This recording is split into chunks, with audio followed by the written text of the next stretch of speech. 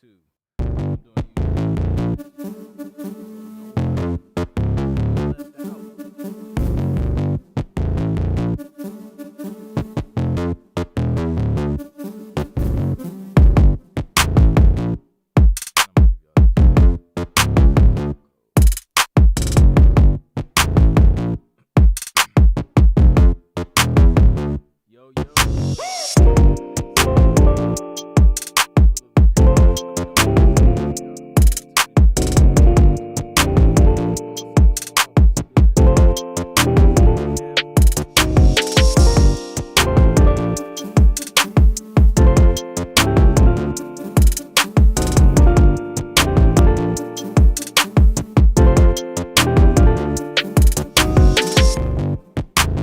Yo, that's what's up. We about to dig into these questions. I want y'all's questions posted live.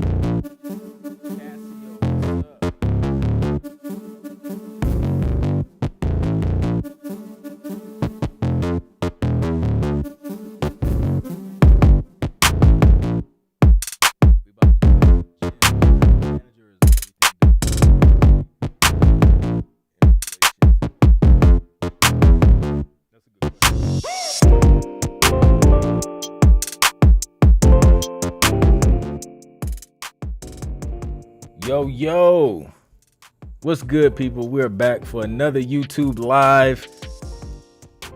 Welcome to the channel where we talk about music licensing, music business, and music production.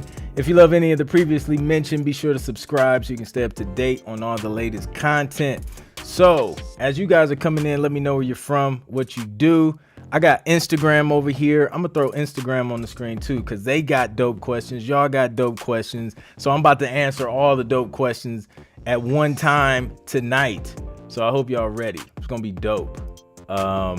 Instagram already hit me with the questions. I see YouTube. I see y'all got the questions. Go ahead, smash the like button. Share it with anybody that you think need to know this information. And we gonna get it popping. Let's bring Instagram up. Somebody asked a really dope question. Let's see. So the question was, do you have a manager, or is everything done independently in relation to making calls and setting up meetings with companies you're pitching to? So in music licensing, obviously the way to get your music placed is by reaching out to companies who want your music. To answer the question, no, I don't have a manager doing those things for me or an agent doing those things for me. I do it all myself, and you can do it all yourself as well. They want your music, right? So it's not like you have to have some special connection or a special person reaching out to these companies. As long as you have dope music, they're pretty reachable. Just obviously don't spam them and things like that. But yeah, like you can do it all yourself. I do it all myself. I've been doing it all myself for a while. There are agents out there, like if you don't want to do that and you just want to just put that task on somebody else and you just focus on creating music, you can definitely do that. But starting out, it's not necessary at all.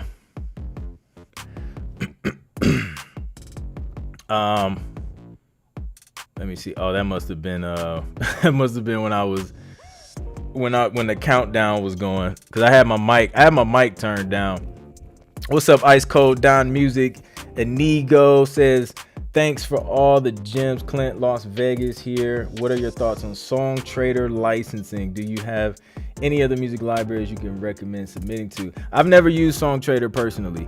I hear a lot of people mention it, but I've never used it, so I can't vouch for it or say anything negative about it.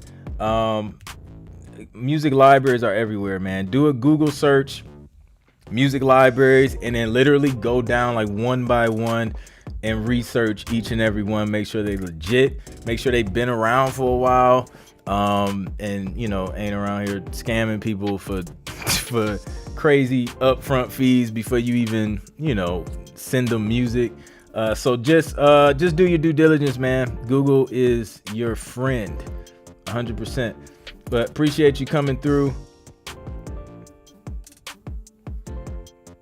MK1, what's good, bro? I do already know you. Appreciate you coming through. What's up, Howard Wilkes? So let's go over to the Instagram, see what the Instagram people are talking about. Vonnie the Visionary says, how do I get connected to be on movie soundtracks? The movie soundtrack joint, like that may be that's almost kind of like record label side of things. I don't know, like I've never went like directly for a movie soundtrack. I guess that's one of those things that could come up in an event that maybe your song is placed like a featured placement on the film, and then they decide they want to do a soundtrack, or if you were hired to do like a specific record for a film or something like that, then of course they're probably already thinking about putting that joint on the soundtrack anyway. But yeah, I don't know if it's like something that you pitch for, like in regards to like who do you reach out to get a soundtrack placement. I think that's like something that happens after music is being placed, or something that's thought out before, you know what I'm saying, like everything is done and finalized as far as the film is concerned. That's a good question though.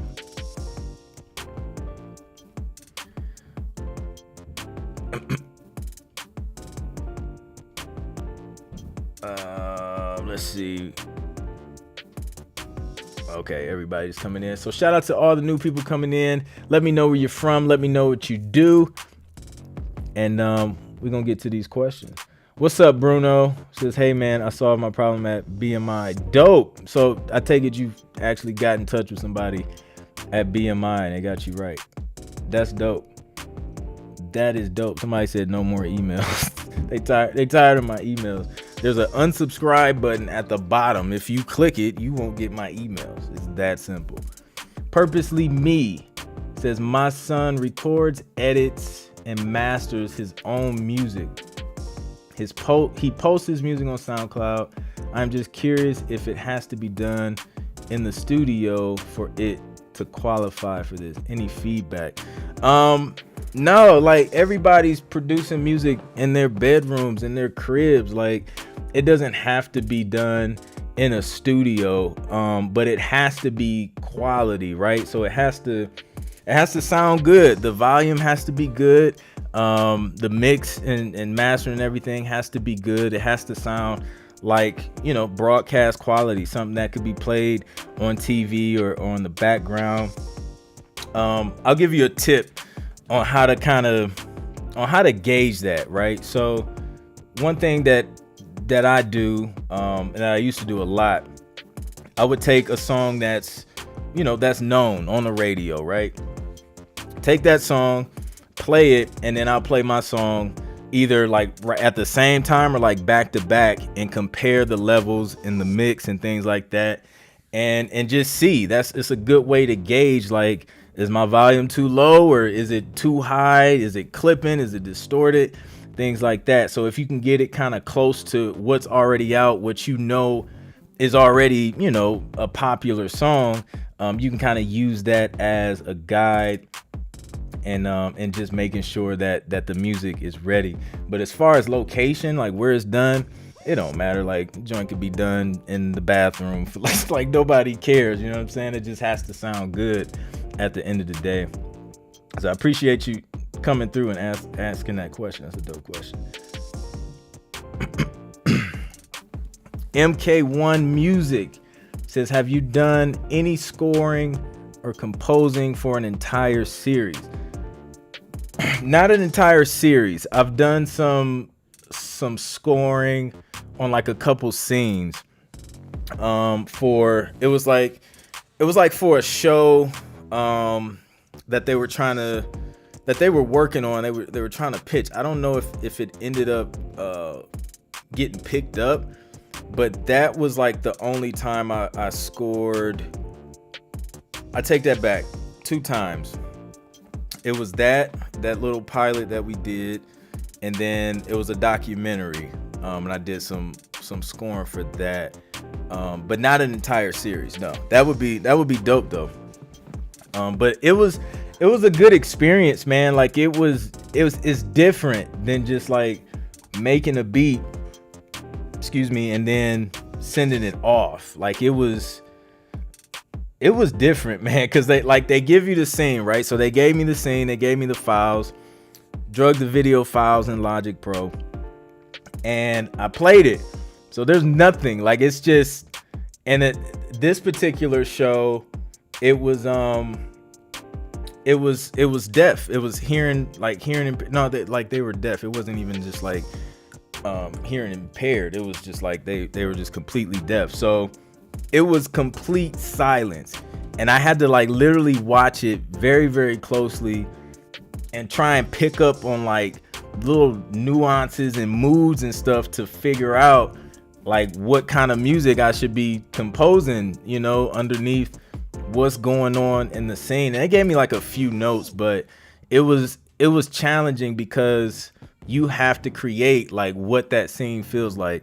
If it's happy, is it quirky? Is it excited? Is it, you know what I'm saying? Like, is it tense? So it was different, man, but I enjoyed it. It was a good experience, and hopefully I can do more of that in the future for sure.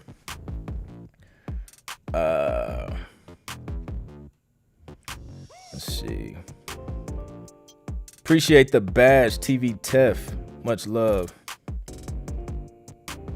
We got Connecticut in the building, Southside Chicago TV show, Empower TV show. JT from Indianapolis, Indiana. I record, producer, and make beats. How do I properly market and push my song or songs? So, this is what I'll say. If you're trying to figure out how to market, how to push your songs, right? You gotta soak in marketing knowledge, and like a lot of people don't want to do it. I'm gonna be honest with you, because it's like it's not the funnest thing. Like if you're a creative, if you just like making music and producing, making songs and beats, like marketing sounds like the last thing you want to learn how to do.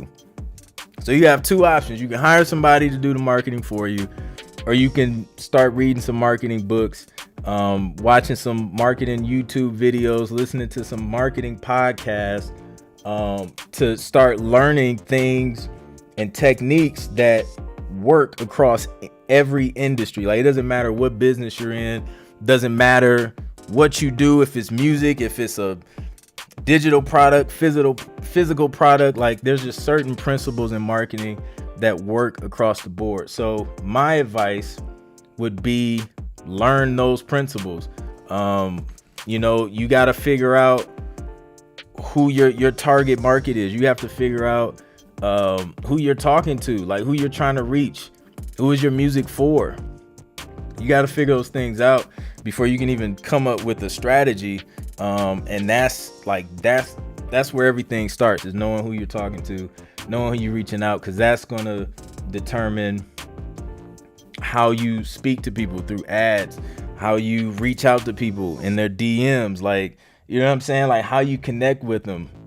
So yeah, my advice would be start soaking in as much marketing knowledge as you can, and take that and use it, man, in everything, really. It's a good question. What's up, Tiny? Tiny is back. Bot Studio, what's up? No problem. Purposely me. I be butchering people's names on these live streams. See what we got. Shout out to the new people coming in. Let me know where you're from and what you do. I'm answering questions live. I got YouTube right here. I got Instagram right here. And I'm tag teaming both sides. So that's what we doing. Figure I'll switch it up a little bit tonight. Somebody says, do you know my boy Demby? He's a music supervisor. I do not.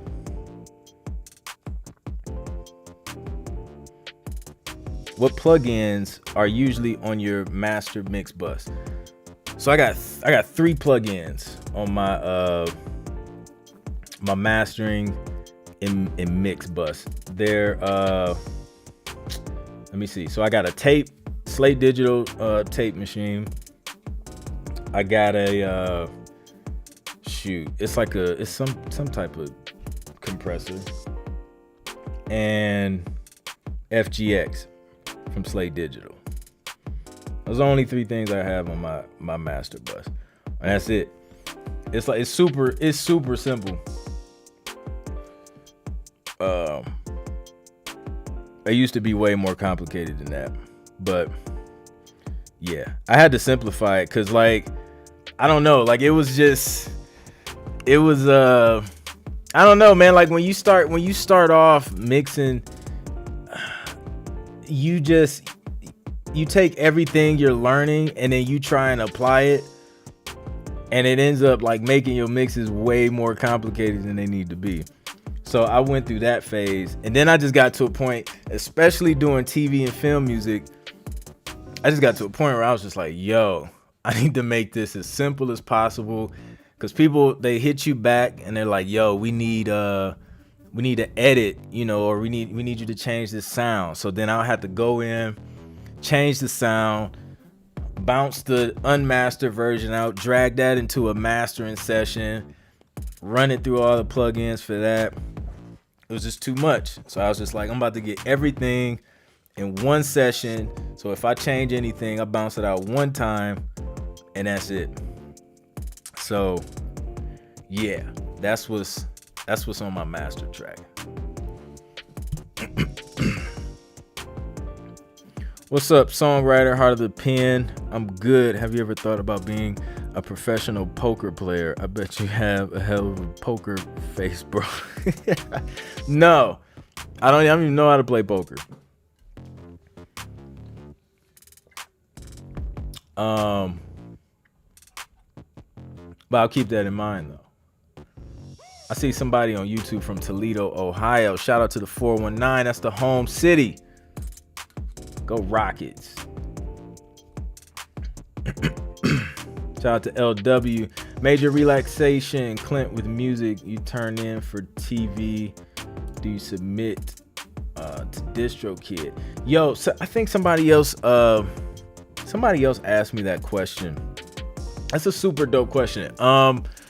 So this is what things look like for me as far as the music I do for TV and the music I do to be pushed out like for streaming or for like artists or selling beats or things like that, or like leasing beats. So everything I do for TV, like my instrumental cues, that stuff I never send to DistroKid.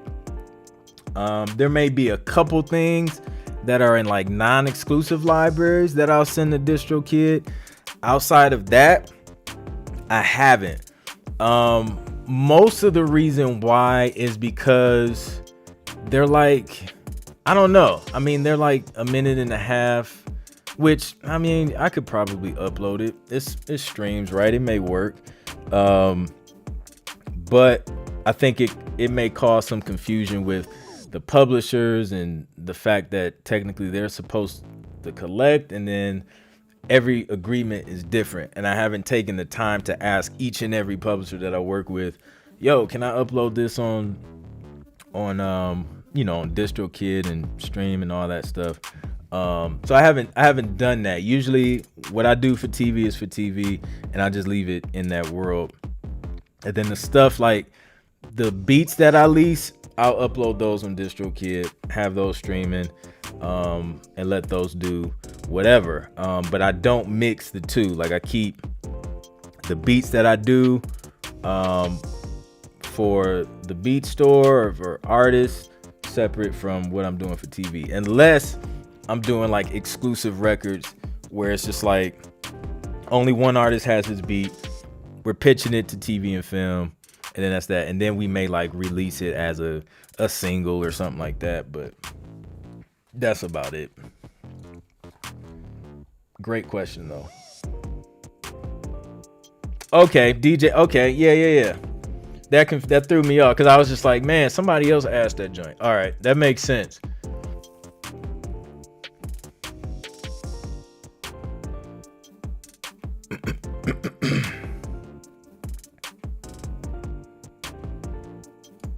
Anderson Banks, what's up? The question is, what type of headphones do you prefer for mixing? I'm just now focusing on that, and I'm hearing something about open back or something like that. Yeah, like if I have to mix in headphones, I prefer open back, cause I don't know, like it just makes sense to it just lets the sound breathe a little bit, in my opinion, versus keeping it like trapped in your ears. I hate mixing in headphones personally, but I understand if that's where you are, or you may be in a situation where you can't play your music loud. Like I used to stay in an apartment and had the cops called on me a couple times because I was trying to mix some records at night. So yeah, if you have to, you have to. But let me see. I used what are those joints? Let me get them. I'm about to get them real quick.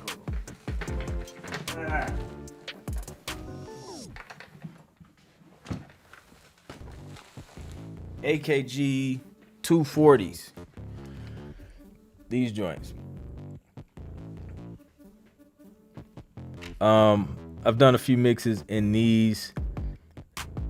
The volume is a little bit low. Like if you have a headphone amp, that'll help. But pretty flat and transparent. Not the most comfortable headphones though. It's like a super hard plastic, but they get the job done. Also these Cranks Audio. Let's see if the camera will focus. I use these as well. I prefer these over these. These are super reasonable though for the price, and they like last forever. Like I feel like I can toss these off a skyscraper and they just work. So yeah, so I got those. These are super comfortable. I should have a link in the description if you want to check these out on YouTube, under my gear list. So just look out for that once it's once this video posts or this live video posts, I'll have a link to those. But yeah, those are my 2 headphones right now.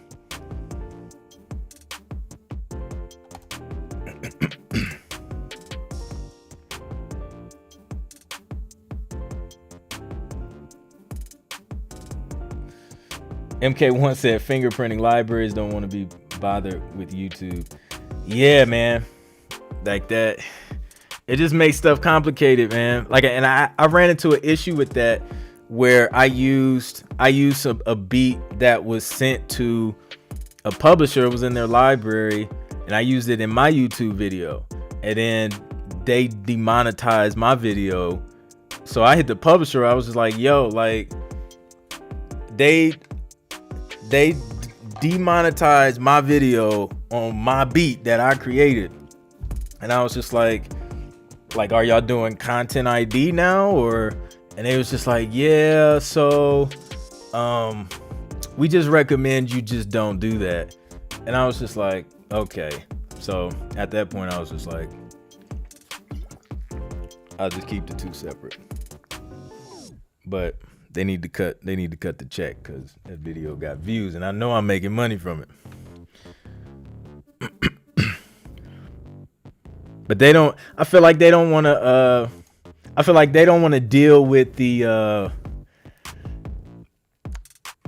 just the keeping up with that. You know what I'm saying? Like just the ad revenue, and then paying out all those different composers that are signed to their library.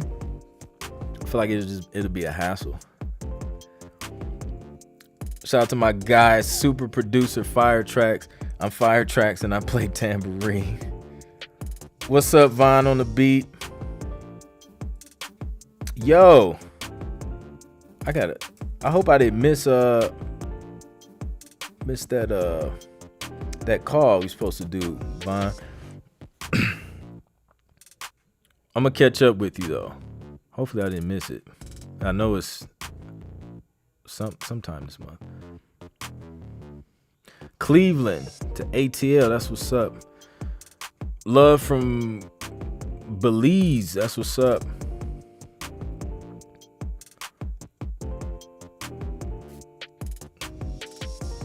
What's good, Michael?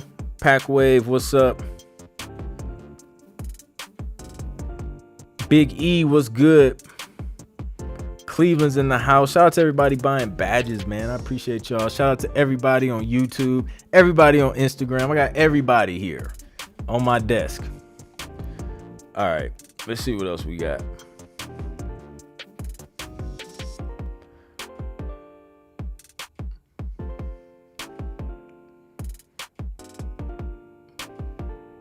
Anderson Banks said, yeah, he's in an apartment. Yep. I know, man. Like, listen, I want to tell y'all about my experience trying to produce music in an apartment. So this is what happened to me. I just moved to Atlanta too. So I was so eager, bro. Like, I wasn't even thinking about it. But so I'm in my apartment. It's kind of like a loft setup, right? So I have a downstairs and an upstairs. I got a neighbor on this side, this neighbor on this side. So the first neighbor I had on this side, dude was like mad cool. Like I had no issues. Like he was this old school dude. He was just telling me about how like he used to do music or something like that, and he was just like, I don't know. He was telling me the story, and it was kind of hilarious because he started telling me like how he be making beats on like the table in his kitchen. And the funny thing is I actually heard him like beating on the kitchen table through the wall. It was the most weird thing, but he was super cool. Never had an issue with him. So my other neighbor never reached out to me personally and said like there was an issue or whatever. So I don't know if it was that particular neighbor that called the cops on me, but I was mixing the track, just had an artist in. So I was mixing the track, trying to get it done. I don't even think it was 9 o'clock yet. It was still early. All of a sudden, boom, boom, boom, boom, boom. like banging on the door. I'm like, yo, like, who is this? Like, people don't show up to my crib unless like I know you're on the way, like unless it's arranged. So go downstairs, open up the door, it's the cop. So I was just like, what's going on? What's the problem? Somebody called and said that that you're playing drums, like you can't play drums at night. And I was just like, I don't even have a drum set. Like I don't have drums. I knew what they were talking about because I was playing the drums on the computer. But they was just like, yeah, like you can't play drums, disturbing the peace. So I asked the cop, I was like, well, who called so I can talk to him, because like this is literally what I do. Because at the time I was just like, I was full-time musician, gigging and production. So I was just like this is literally what I do. So they wouldn't tell me who it was, of course. So I was just like, okay, cool. So then after that, I had to start toning things down. I don't know, like around 8, 9, I would start to turn things down or put headphones on and then get the bulk of my mixing done during the day. But the reason why I wanted to know who called the cops on me, because I wanted to talk to them and let them know like this is what I do to eat. And if it's loud, call me or knock on the wall. I'd rather you just knock on the wall and say turn it down than to go call the cops on me. So that was my experience. Yeah, then after that I was like, yo, man, I need a house. Then we moved. Well, fast forward, I got married and then we moved again. We stayed there for a while, but then we moved again. This time it was a condo. Didn't have neighbors on the side, but we had someone living above us. So that was cool until somebody started kicking on the ceiling at night because my music was too loud. So I was back at square one, like, okay, great. And I tried to soundproof everything out of that room. So that didn't work. And then finally I was just like, we got to get a house because this is not working for your boy. So that's my story on apartments and production.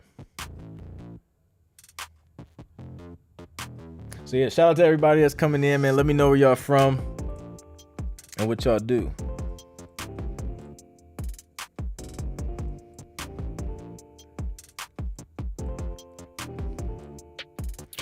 Somebody on Instagram says, do you what was it? Oh, do you do beat tags? I don't do beat tag. Well, okay. I don't do beat tags for TV and film stuff. I have a tag, but my tag isn't like a noticeable tag. It's like a vocal chop that I made up. So if I throw it in there, like say I did a song for TV and film and it has like vocals and things like that, nobody's gonna know that's a producer's tag. If they keep hearing it on instrumental cues, then they would probably know, but I don't put it on the cues because it would be random, honestly, to hear like a vocal chop in the beginning of the beat. Excuse me. I had Sprite before this live and I'm burping like a mug. But yeah, so I don't do like producer tags.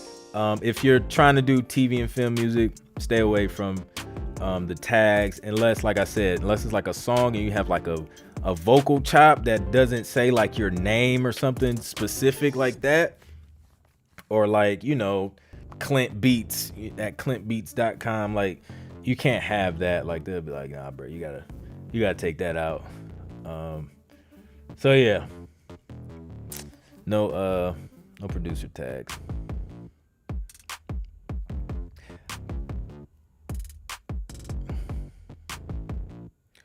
Somebody says, do you happen to do collabs with other producers on making a song for placements? Occasionally I do. I will have an opportunity. I can't give it away, but there'll be an opportunity to collab with me at some point through my Complete the Beat contest. Details will be, I don't know, to be announced. We got to do that though. Like that was fun. Like a lot of got a lot of good feedback from the Complete the Beat contest for the last few years. So I got to bring that joint back. We got to make it happen.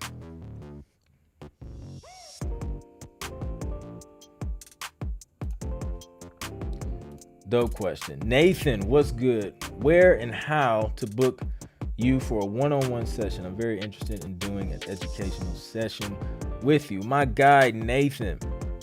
So if you want to book a one-on-one, you can go to clintproductions.com/link in bio. And then just click on book a consultation. And then it'll show my available dates on the calendar and all that stuff. And yeah, we chop it up. It's through videos on Zoom. It's an hour, and it includes up to 3 beat or song critiques, just depending on what you do. So yeah, I definitely do that. You can also hit it from that link to clintproductions.com/services. But I always use /link in bio because everything is on the link in bio.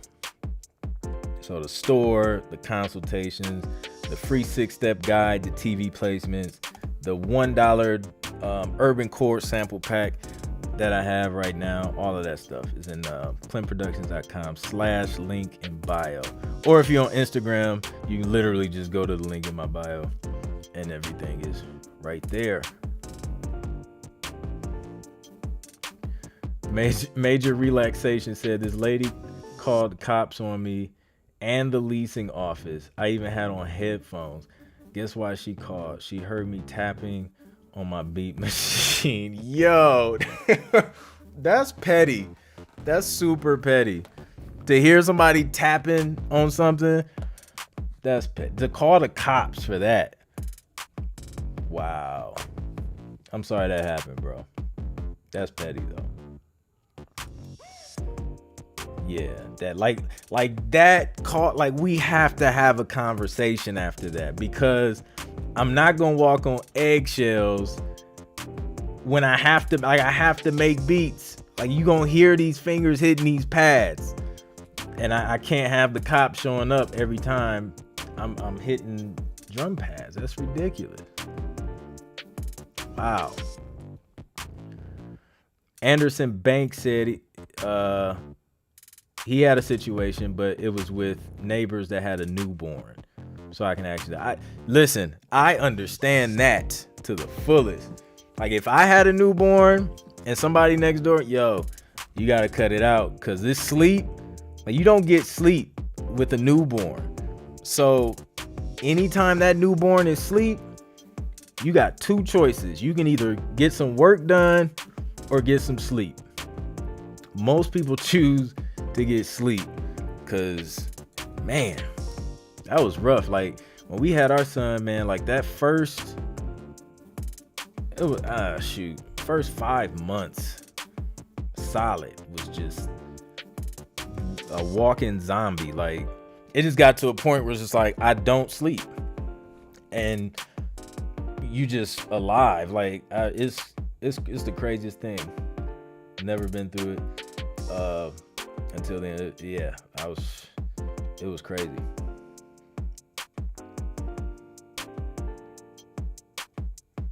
Nathan said, I'm from Bonaire Island in the Caribbean, and I'm an artist for up to 6 years now, and I'm starting to learn to produce. That's what's up, man. I appreciate you coming through.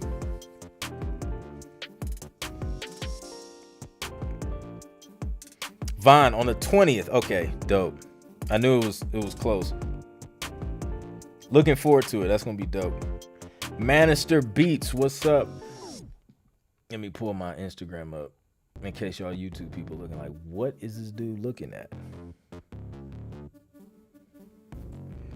Music for the Box says, when you produce music for TV and film, do you keep your project in MIDI or do you convert your MIDI to audio? Okay, this brings up another story. I think I told this story on YouTube before, but this is how I do it, and then I'm gonna tell you why I do it this way.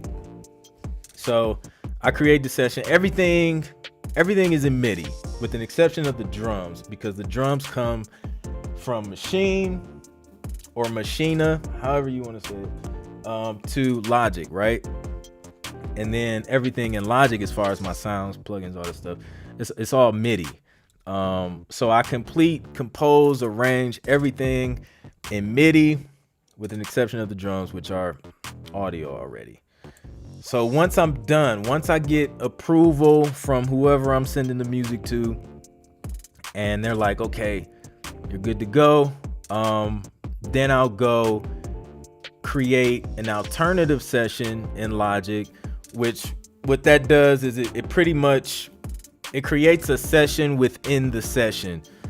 So when I have a session open, I can go to alternative without closing the session, and it'll just open up a different version. So I'll have both the MIDI version, and then when I create that alternative, I'll bounce everything as wave, and I bounce plug-in effects on each track and everything. So if anything ever happens to where they pull up this track and they like, yo, we need some stems for this, or, you know, I don't know, 5 years down the line, they hit me up and want that same track, but don't have like the, I don't know, the full wave file or something like that, I can just go to the bounced or printed version and then bounce it out from there. And I don't have to worry about, you know, not having those same plugins, because 5 years from now I may be using different plugins, or, you know, anything can change. And that has happened to me personally, and it was a hustle to get them that track in the time that they needed it, and to make that joint sound identical to the previous track that I sent them like 3-4 years ago. And I didn't want to go through that again. So now, once I get approval, I print that joint. It's all audio, and I still have the MIDI in case I have to do something weird. I got that too, but yeah, I have both.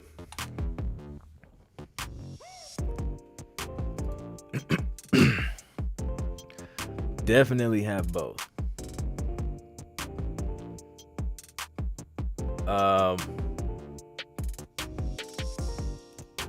We got a question from my guy MK1. Do you have any suggestions for part-time composers that want to go full-time? That would be me. Absolutely. Okay, I guess the first thing is figuring out what that number is for you to go full-time. So of course you got to factor in the extra expenses that you're gonna have to pay before going full time, but you got to figure out what that number is going to, you know, be comfortable for you to just do music full time. Second, it's going to be the time management. I think is doing as much as you possibly can with the little time that you have now, to be able to maximize when you actually do go full time. Now you can like really scale up, because you already like figured out every possible way to get the most done with the small amount of time that you have as a part-time composer.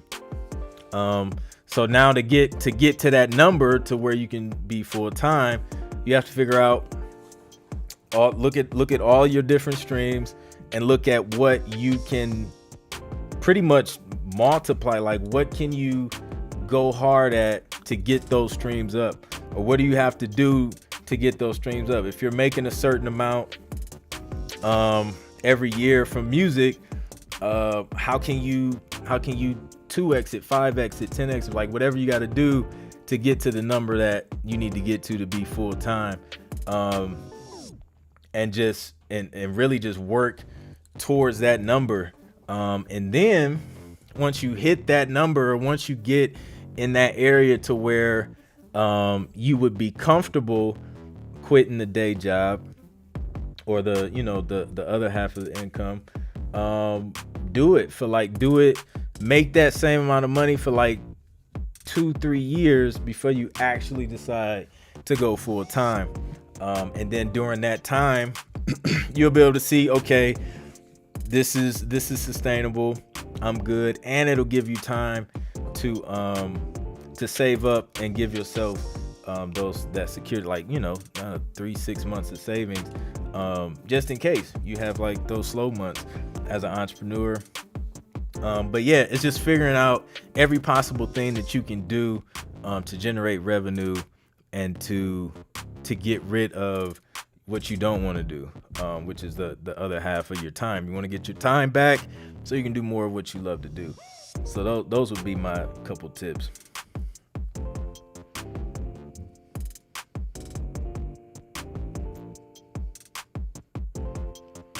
Lorenzo was good. Wichita, Kansas, working full time and doing music.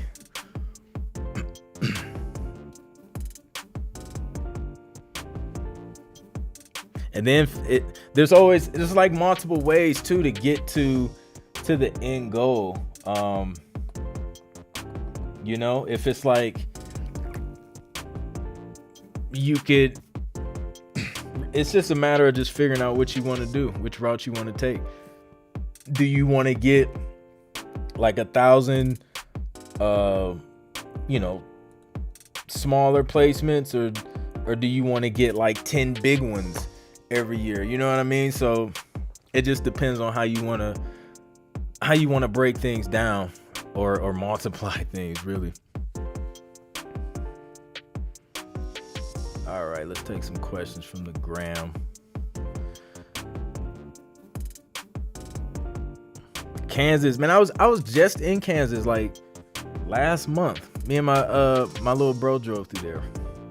We went from the East Coast to the West Coast in like, it was about 3 days. Who did you have design your website? I did it myself. I'm actually thinking about revamping it though, but I just don't feel like doing it right now. Michael P said, I had an upstairs neighbor who had PTSD and anger problems, and anytime the volume slightly increased, he would stomp on the floor, my ceiling, and like violently. It was actually pretty sketchy. Yo. Plus, I was a vocal major, so I practiced singing classical music. I went to talk to him, and he just was like, oh, that's my way of telling you to turn it down. Yo, wow. Yeah, I don't know. And then, so we had this situation in college. It was me, two of my bros, like we were roommates. All of us were musicians. So at one point we had like 2 keyboards, keyboard amp, a full drum set, and like a couple saxophones in our apartment. There was people on the side of us. There was people above us. It was like a multi-unit apartment.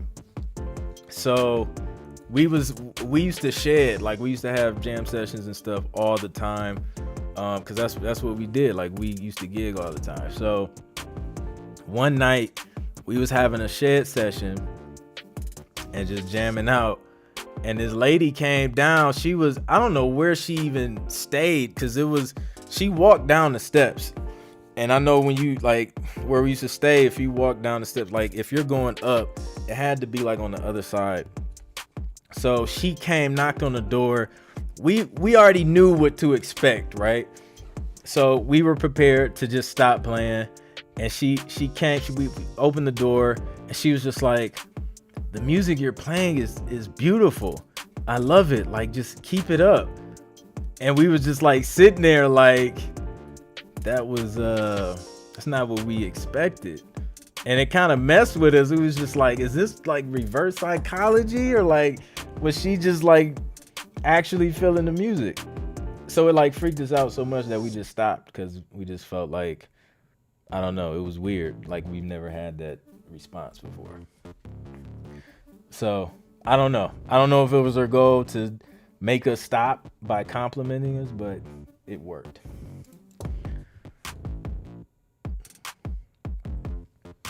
So yeah, interesting stuff, man. Living in apartments and trying to make music. Brody Coyote, that's a catchy name. Any advice on starting out with TV placements? I'm ASCAP certified and have a distributor. I make music myself, but I like making beats that sound like commercials and video games. Any advice? That's dope. Download the free 6-step guide. The link is in my bio. That's going to give you a brief, super simple overview of the steps that you need to take if you're just starting out. If you want to take it a step further, after you get the 6 steps, you'll have an opportunity to get my full course if you want that. But that gives you like the blueprint, everything I did to get started, to get my first 10 TV placements in a little over a year. So that goes a little bit more in detail. But if you want to know like just the basic steps, that 6-step guide will definitely help you. And it's for free. So yeah, hit the link in my bio for that, man.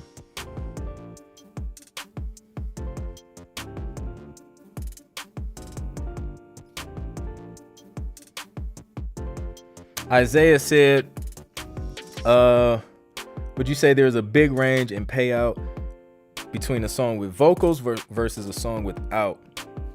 I think so, yeah. If something with vocals get placed, it goes into like a different category on the cue sheet. And when you get your royalties from BMI or CSAC or ASCAP, it'll have a different code than just, background instrumental. So yeah, it'll make more.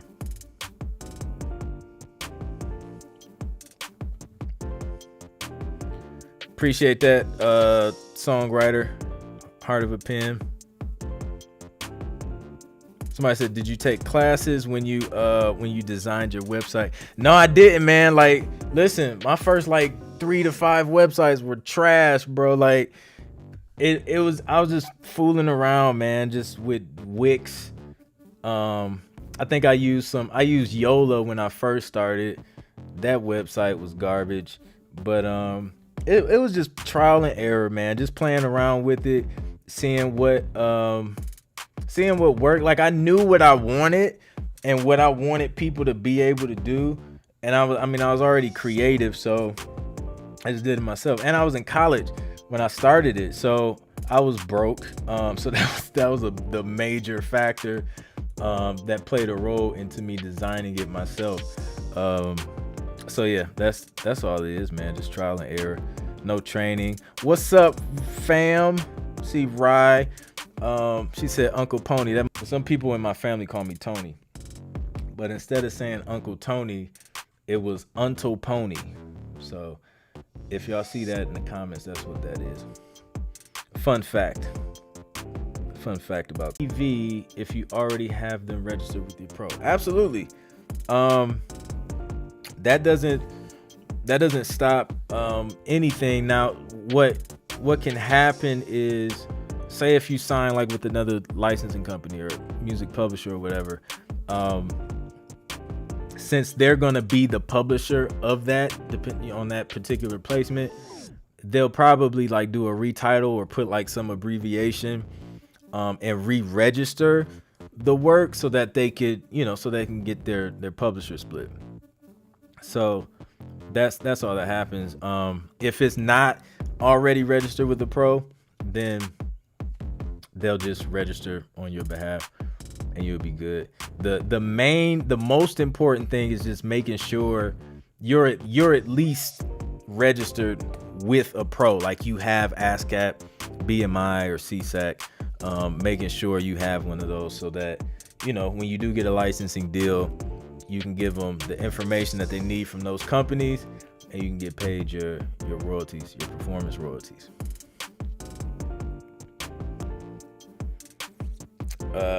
Somebody says, do you teach about sampling and clearances? No, I don't. I'm not the expert clearances and sampling, like I stay away from it because I know how big of a headache it can be in music licensing.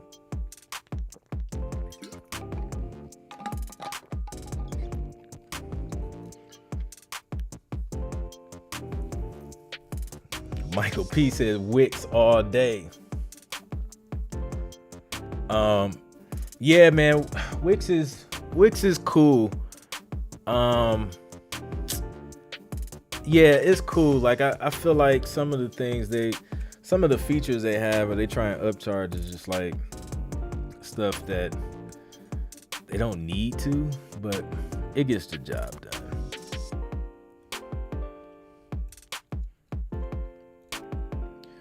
Related to that previous question, if I got songs on Spotify, can I pitch those for TV and film?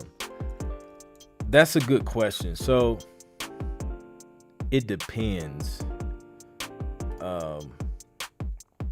So for my YouTube people, Michael on my Instagram asked, if you got a song on Spotify, can you pitch it, or songs? So there's a lot of factors. It depends on how many co-writers you have. If it's more than just you got to make sure that they all can be reached, and make sure like they're available to be able to sign off on anything that needs to be signed off on in regards to getting it cleared and placed and all that stuff. Let's see what else. That's kind of like the main thing, really. And then it just, I don't think it'll hurt it being on Spotify. Depending on the publisher or the deal, I don't know if they like didn't want you to have it on there because they can't collect, or if I don't know. There's weird people out here, but I think, especially as an artist, if you're an artist, I definitely think your music should be on Spotify, all the streaming platforms, if you're getting your music placed on TV and film, because it exposes you to more people. Somebody's watching a TV show or a movie and I do it all the time. They hear a song, they're gonna go look the song up. I use Shazam, so I'll just hit Shazam and then the song will pop up, and then I go start streaming the song or buy the song or whatever. So imagine a show that's getting millions of viewers, like, you know, every time that show airs, you know, that's an opportunity to connect with a new fan. So I definitely recommend it, especially for artists. Well, yeah, it's just making sure the licensing company that you're working with. Usually, like, if you're for full songs, like most of the companies, they know you're an artist. Like, you're gonna release your music, and a lot of them want you to, so you can maximize the exposure. So that was a good question, Michael.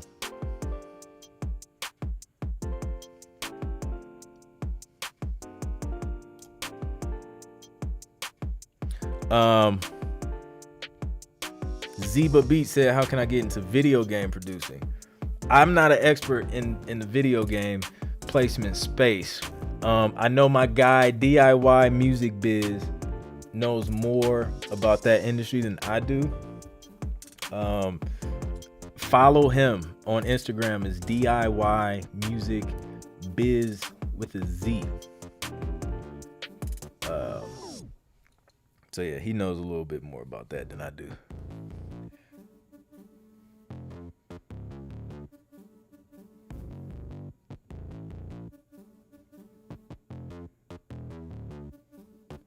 Yeah, so if it's just one co-writer, that should be easy. You know what I'm saying? Like, just let them know like what you're planning to do too, so that, you know, it like everybody's on the same page. Make sure splits are agreed upon. So when you send it, you can send all that information all at once and you're good to go.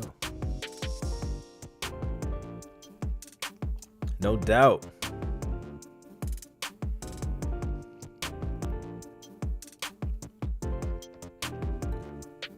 DistroKid is dope. I just dropped a video on DistroKid. If y'all don't know what DistroKid is, man, y'all been asleep under a rock. Like DistroKid is pretty dope, and it saves us money because you just pay like one fee a year, and then you can upload as much as you want all year. Like the last, what was that? It was last year or 2019. One of those, I uploaded an instrumental every week. So I got like a boatload of music online right now because this, like, I paid one price. I was just like, I'm about to milk this joint, uploading every week. So yeah, DistroKid is dope.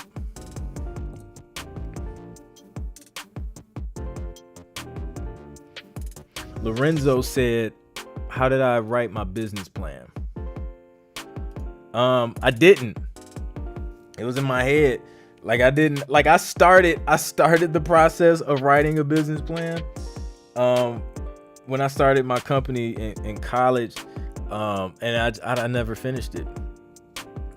Cause I feel like for what I was doing, I feel like the only use that I would get out of having a physical written down business plan was like if I wanted to approach an investor or something like that, and they like wanted to see everything written out. But I wasn't doing that. I wasn't trying to find an investor. I was just investing my own money. I was investing my college refund checks into the business and into equipment and things like that. And then just investing in knowledge, like things to educate myself on the business, conferences and things like that. So I was like, it's just me. So I didn't feel like the need to have this elaborate business plan. I'm not saying you shouldn't have one, but I knew, for the most part, I knew what I was trying to do. I knew what I wanted to do. I didn't necessarily know exactly how it would manifest. But yeah, I mean, I knew I wanted to produce music for artists. I knew eventually I kind of, once I learned about TV and film music, I knew I wanted to do that. And that was pretty much it. And the rest was just kind of learning along the way, through trial and error. So yeah, to this day, I don't have like a written business plan. I have goals though, definitely got those, but no official business plan.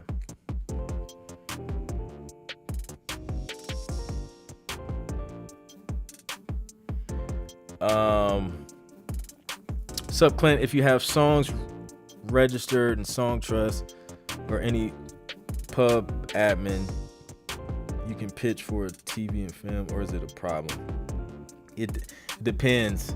You know what I'm saying? Like, it depends. Like some stuff that I have already signed with other publishers, I can't send to Songtrust, because then it'll be confusion and redundant, because like the publisher's already registering stuff with my pro. So if I send it to Songtrust, they're gonna try and register with my pro, and then it's just like, and then it becomes a question of like, well, who's collecting for me? Is it this publisher or is it Songtrust who's, supposed to be taking care of that? So I've actually asked them that. I was just like, yo, so I have licensing deals with other publishers. Like, how should I go about doing that? And they was just like, yeah, no, like, we don't have anything to do with that.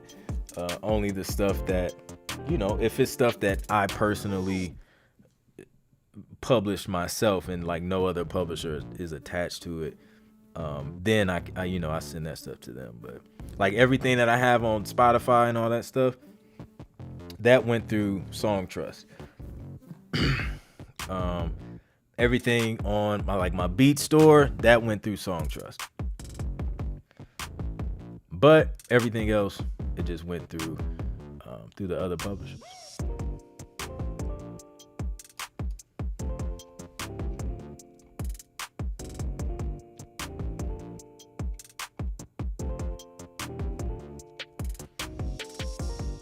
What do you think about United Masters? I have an album on there, like an instrumental album, but I don't like it. It's yeah, I don't really like it. I'm still waiting to get the pay. I think you got to reach a threshold. I still ain't reached that joint. Y'all know how low these streaming royalties are. And then if you don't sign up for like the pro or the next tier up, they take like 20% or something like that. Just weird. But I don't know. And then I tried to pitch something to a couple of like their TV briefs to see how that worked. And the thing was glitchy. Like it wasn't, I don't understand. Like it wasn't, like it would say I sent it, but then when I went back in, it looked as if I didn't. So I don't even know if it ever went through. Like it was crazy.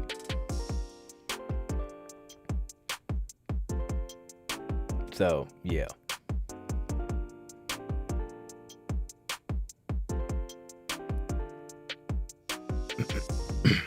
Chicago's in the building. For the new people that's coming in, man, let me know where y'all from and what y'all do. I'm on here answering questions, music licensing, music business, music production, and just hanging out with you guys for the next like 2 minutes before I hop off. No, I'll stick around. Stick around for another 15. We got some good questions coming in. Shout out to everybody that's gotten a badge or everybody that's gotten a super chat or sticker on YouTube. Appreciate the love. Money Up Records in St. Louis. That's what's up. Houston.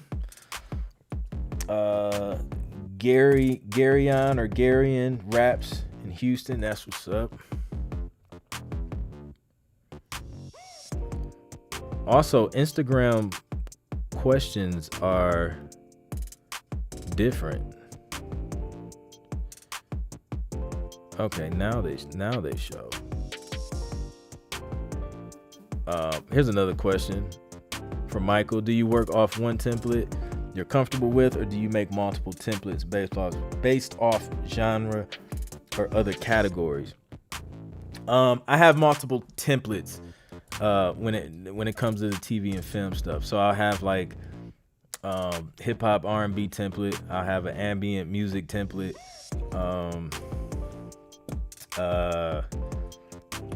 Like a vocal chop kind of pop joint template. And pretty much what they are, all of them have like the same plugins and stuff on them as far as like EQs and compressors and things like that. But the thing that makes them individual templates is the sounds. So I'll have all the tracks open with sounds that I like to use for those particular genres. Tension stuff. So like all my strings and orchestral stuff will already be pulled up because I know I'm gonna use strings on the tension track, or some type of plugin that I know has some good sounds for tension music, and that saves time. So now I'm not fooling around trying to find the same sounds that I use anyway for a lot of these tracks. So it saves me a whole lot of time. I just open up, create a session from a template in Logic, everything pulls up, and I just get straight to work.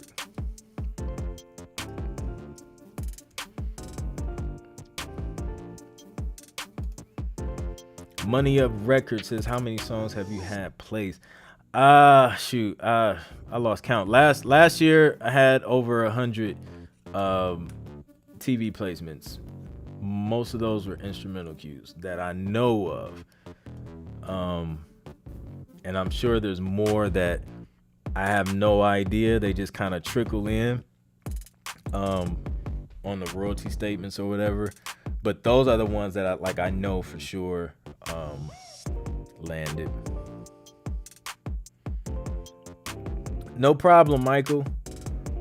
Dominican Republic's in the house. Houston, that's what's up.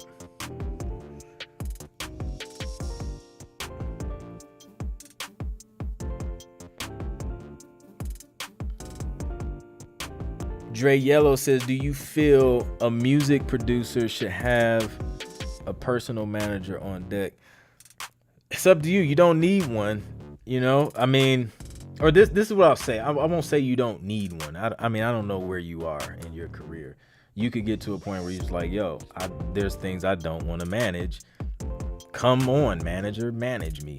You may be there, but if you're going to get a manager, like, you have to have something to manage. So things should like already be in motion and moving for you.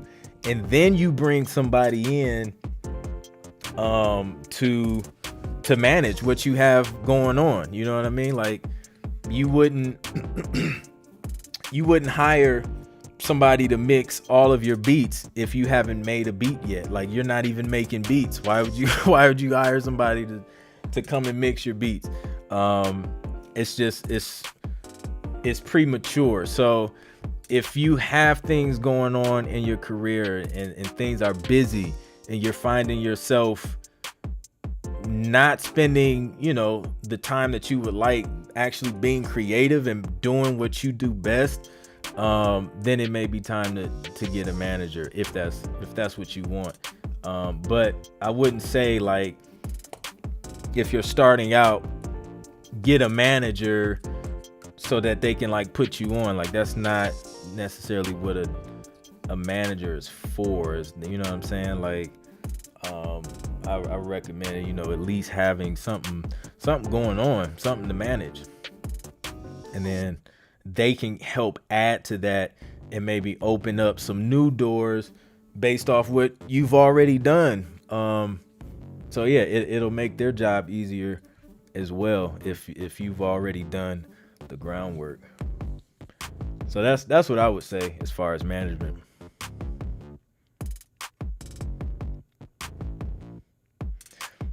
Somebody says, these are great questions, great answers. I'm really just jumping off the porch with this social media thing. But yo, keep this up. Yo, I told you, that's why I got I got YouTube and I got Instagram, because both of y'all, and when I say y'all, I mean everybody on each one, y'all be asking fire questions. It's easy to give a dope answer because it's a dope question. So yeah, shout out to YouTube, shout out to Instagram, everybody that follows me on both platforms. I know some people don't like switching over back and forth, so I was just like, I'm gonna get them all in one spot.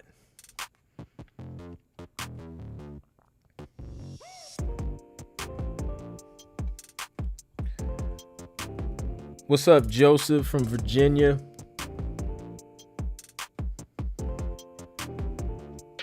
Okay, Scuba says, what's the best way to get music synced? I got a free 6-step guide that breaks that down. Quick answer, if you're just starting out, go through music libraries. But if you want the 6 steps, the link is in my bio, free 6-step guide. Grab that, it'll give you a brief overview of what that process looks like. And then after that, it's it's the same grind. You're just doing it over and over and over and over until you start to see the results that you want to see. And just don't stop.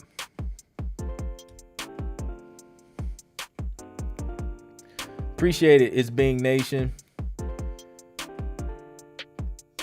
Time to cook up. Girani Productions says, I'm a new producer and currently working with a spoken word artist. I'm making all the beats, recording and mixing. What steps should I take as a producer to get our project on streaming platforms? Once it's done, fill out split sheets. Make sure y'all know what y'all percentages are, and then sign up with DistroKid. What's it? Shoot, distrokid.com. I got a link, and it'll save you like 7%, which I don't know what that amounts to in a dollar amount, but yeah, distrokid.com/VIP/ClintMusic. that will allow you to get your music on all the streaming platforms at once. You just upload on DistroKid and then they send it off to everybody. The dope thing about DistroKid is that I just did a video on this, but you can put like the split. So say that you and the spoken word artist is what's up, George Floyd Gaming? Say you and the artist are splitting stuff 50-50. You can put those splits in DistroKid, 50% you, 50% the other person, and then DistroKid automatically pays out the splits to each person, like automatically. Like you don't have to sit and, well, I made this, now I gotta, withdraw 50% of this and this. Nah, it does it automatically. Super dope. So that's the link, distrokid.com/VIP/ClintMusic. I also did a YouTube video on it. So like literally I dropped that joint today. So if you want details on that, check out the YouTube video. The link is in my bio to get to my YouTube channel. Sign up for DistroKid.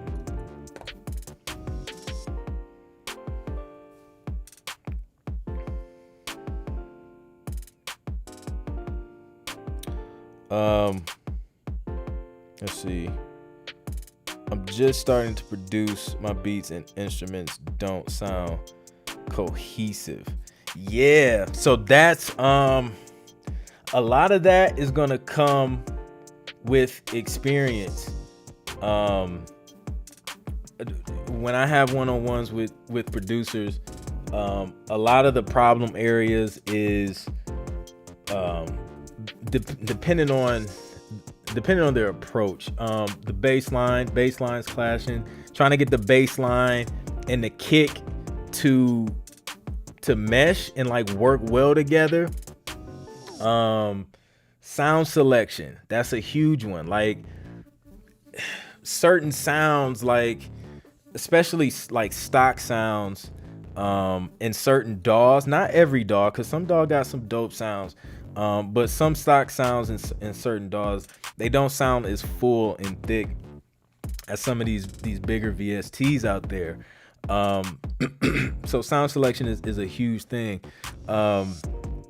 I'm always an advocate for investing in like high quality sounds,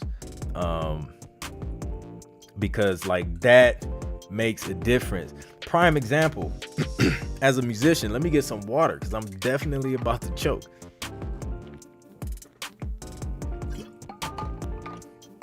So as a musician, right, keys is my main instrument. Appreciate that, Dre Yellow. I hope it helps, man, and keep me posted on your progress. But so I was a musician, played keys. My first keyboard was a Casio. The joint with it had like 3 speakers on each side. I thought I was doing something. It was dope at the time. But that was my first keyboard. The key started breaking for whatever reason. Every F key broke, but I used that keyboard for a long time. That's where I learned a lot of that's where I learned. It's like where I grew, on that Casio keyboard. But I reached a point where I needed to get a professional keyboard. The one I wanted was the Motif. That was the board to get. Still love the Motifs. Like Motifs are dope. So when I got the Motif, I was playing the exact same chords, the exact same progressions that I was playing on the Casio. But because it was on a Motif and the quality of the sounds, the quality of the piano, the Rhodes, things like that, because they were better, everything I played just automatically sounded better. Like if I pulled up a certain patch, like I would even play it, I don't know, like I felt like I was doing something just because it just sound better. So it made me want to play better. So it's like the same thing with picking VSTs in production, man. Like when you get some high quality sounds and samples and loops, it just takes everything to the next level, and it's super dope. So yeah, man, that's it's definitely a challenge for sure. I understand that. What's up, Albert? Tramboli, what's good? So yeah. Yeah, experiment with effects. Definitely helps. New Me 33P says, can you do instrumentals only on DistroKid? No, you do full songs. Full songs, instrumentals, all of it.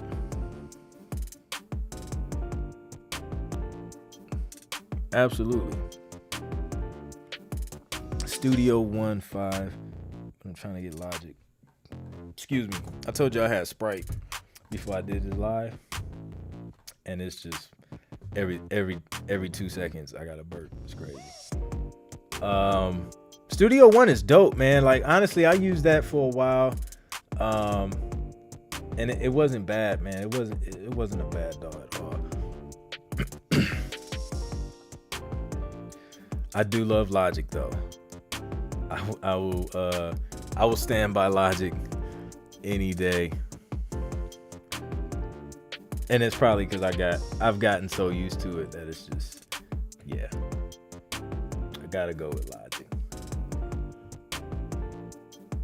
I'm confused as to why my phone says 9:41 and it's not even 9 o'clock. That's weird. Y'all see it on YouTube too. Look at my phone. It says 9:41. It's not even 9 o'clock here in Atlanta. It's crazy. Michael says switch from Pro Tools to Ableton to Logic. Just love the user friendliness. I agree. Apple, well, originally I think some other company made Logic, but I think Apple like bought it or something like that. I could be wrong, but right now it's Apple Logic.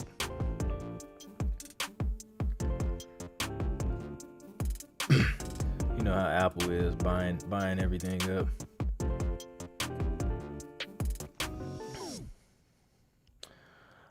Albert says, in the process of purchasing over $200 worth of sounds and courses off the site, is there a first time purchase discount code? LOL. Yo, first of all, I appreciate that, man. I appreciate the support. Hopefully everything you buy helps. Use 20 off. 20 off, all caps. Take 20% off of that joint, man. Don't pay full price today. It's a one day only sale. Take the 20% off. For anybody else that want it, today only. I'm shutting it down at midnight. 20% off everything in my store. Shop.clintproductions.com, or you can just click the link in my bio and then hit my store. But yeah, courses, sound packs. I just released Treasure Keys, which is a new sound pack. Just dropped that joint this week. So if y'all need loops, progressions, and I include the MIDI file, so y'all can like manipulate the keys and take some notes out, put your own VSTs in it, all of that stuff. So you get all the flexibility. People are always asking me, talking live will parch you. You will be parched. Mad thirsty. What's the best recording software for Windows on a budget? I hate Windows, man. I hate Windows. But if I had to pick one, man, I would say Studio One. If I had to use Windows, as much as I don't like it, and I needed a DAW that I could produce music in, and probably some vocals. Vocals, I would say Pro Tools, even on Windows. But if I'm doing music production, I would be on Studio One.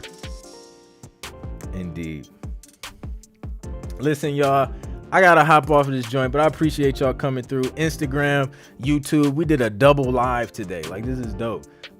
If y'all want me to do another double live, let me know. Smash the like button, smash the hearts or share this joint. I don't know, whatever y'all got to do on Instagram to let me know.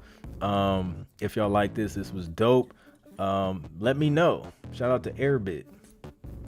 But yeah, I appreciate y'all hanging with me. Glad I was able to answer some questions. I know I couldn't get to all of them.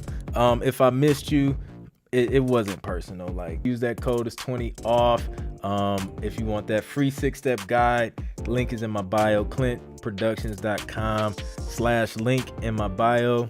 And grab all of you the best, and I hope y'all have a dope weekend. All right, I'm out. Peace.